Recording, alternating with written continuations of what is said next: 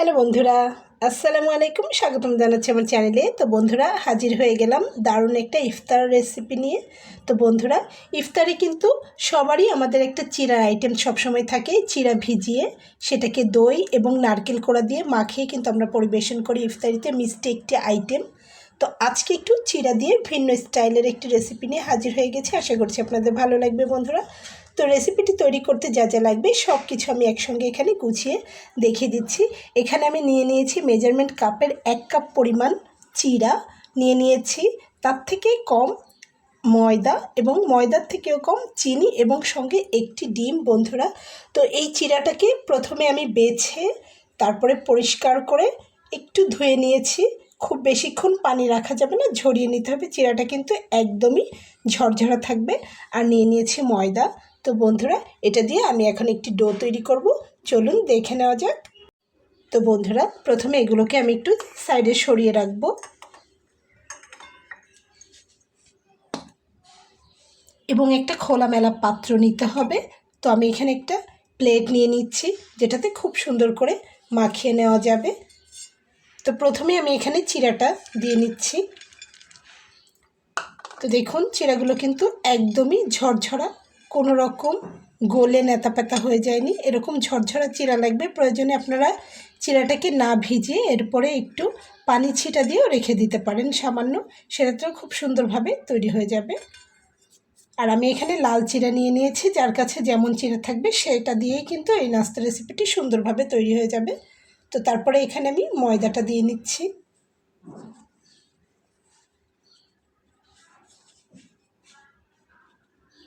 আর যে যেমন যতটা মিষ্টি খেতে পছন্দ করে বন্ধুরা, সেই অনুযায়ী এখানে চিনি দিয়ে নেবেন।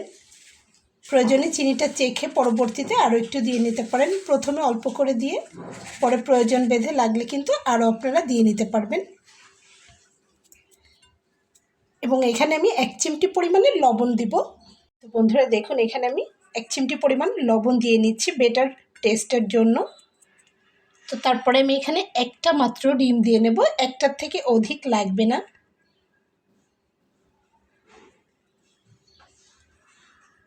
সব কিছু দিয়ে নেওয়া হয়ে গেছে। এখন এটাকে আমি খুব ভালো করে মেখে একটা ডো অনুযায়ী তৈরি করে নেব, ডোর মতো করে। আর এই মাখাটা কিন্তু খুব বেশি চেপে চেপে মাখবো না, এরকমভাবে মাখবো যাতে চিড়াগুলো গোটা গোটাই থাকে, তাহলে খেতে আরও বেশি মজা হবে, ক্রিস্পি হবে।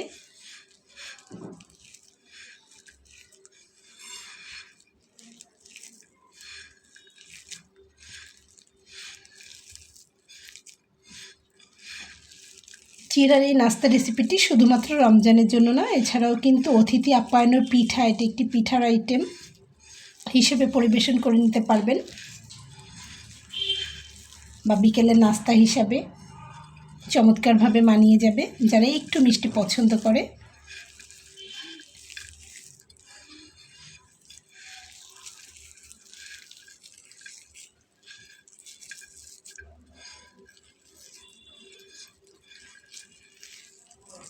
তো বন্ধুরা দেখুন, আমার খুব ভালোভাবে মাখিয়ে নেওয়া হয়ে গেছে এবং এখানে আমি কিছু বাদাম অ্যাড করে নিয়েছি। দেখুন, আপনারা চাইলে কিশমিশ অ্যাড করতে পারেন, বাদাম অ্যাড করতে পারেন, কাজু বাদাম, পেস্তা বাদাম, যা খুশি। তো আমি এখানে চীনা বাদাম অ্যাড করে নিয়েছি। আর দেখুন, মাখানোটা আমি একটু আলতো করে মাখিয়েছি, চিড়াগুলো কিন্তু গোটা গোটা দেখাই যাচ্ছে। তো এখন হাতটাকে ফ্রেশ করে নিতে হবে বন্ধুরা। প্রথমে হাতটাকে ফ্রেশ করে নিয়ে তারপরে এখানে মন পছন্দ অনুযায়ী শেপ দিয়ে ভেজে নিতে হবে। তো বন্ধুরা দেখুন, হাতে একটু সয়াবিন তেল লাগিয়ে খুব সুন্দরভাবে আমি এগুলোকে গোল গোল শেপ দিয়ে নিয়েছি। আপনারা চাইলে যে কোনো শেপ কিন্তু দিয়ে নিতে পারবেন। তো আমি এখানে গোল গোল শেপ দিয়ে নিয়েছি, গোল শেপটাই ভালো লাগে বন্ধুরা। তো এখন এগুলোকে আমি ভেজে নেব। চলুন, অলরেডি আমি ফ্রাই প্যানে তেল দিয়ে নিয়েছি, তো এটা ভেজে নিতে খুব বেশি তেল লাগে বন্ধুরা। দেখুন, আমি দিয়ে নিয়েছি। এটা ভেজে নিতে কিন্তু খুব বেশি তেলের প্রয়োজন হয় না, অল্প তেলেই খুব সুন্দর করে ভেজে নেওয়া যাবে। চুলার আঁচটাকে মিডিয়াম ফ্লেমে রেখে ভেজে নিতে হবে।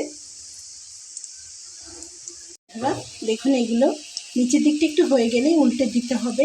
যেহেতু এটা ডিম দিয়ে মাখিয়ে নেওয়া হয়েছে, বাইন্ডিংটা কিন্তু খুবই সুন্দর হবে, ছাড়িয়ে যাবে না। আপনারা হালকা করে ভেজে নিলেই খেতে দারুণ মুচমুচে হবে।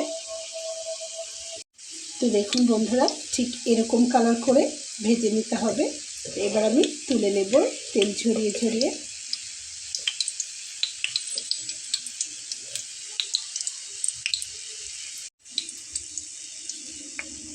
তো বন্ধুরা দেখুন আমার সবগুলো ভেজে নেওয়া হয়ে গেছে।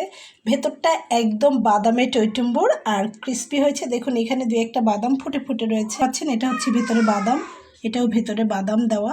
তো সেই বাদামগুলো বেরিয়ে আসছে এভাবে। দেখতে যেমন, খেতে তার থেকেও অনেক বেশি মজার।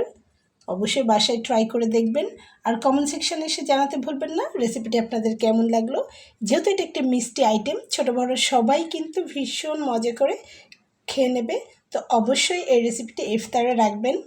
তো বন্ধুরা আজকের মতো বিদায় নিয়ে চলে যাচ্ছে। দেখা হবে পরবর্তীতে নতুন কোনো রেসিপি নিয়ে। সেই পর্যন্ত সবাই ভালো থাকবেন। আল্লাহ হাফেজ।